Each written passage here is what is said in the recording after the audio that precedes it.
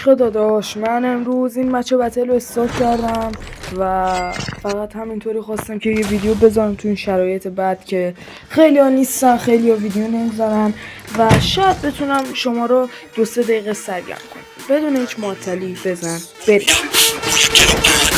بومیان روی گل و آهن همه خوابن، پنجره ها بازن، خونه ها کوچیکن، همه تو اتاقن.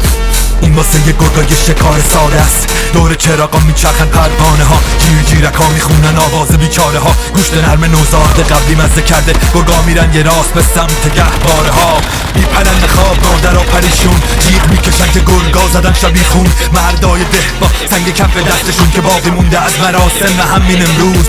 ولی این سنگا این دفعه چقدر ضعیفن، با سنگ نمیشه این گرگا رو بکنن بیرون. بعد میزنه تو شب چشم سرخشون میفته تیکه های گوشت نوزاد لب دندون. وقتی وحشت میگیره همه جا رو، همه قبول میکنن اولین ایده ها رو. یکی سر چوبشو آتیش زد و آورد، گفت فقط با آتیش میشه ترسون گرگا رو. دستاش ترس یخ کرده بود و رزید، چوب دستش افتاد تو همه زیزه ها. چقدر این شعله ها وحشی و سریعن، آخ چقدر خشک و پوشالیان دیوار این خونه ها.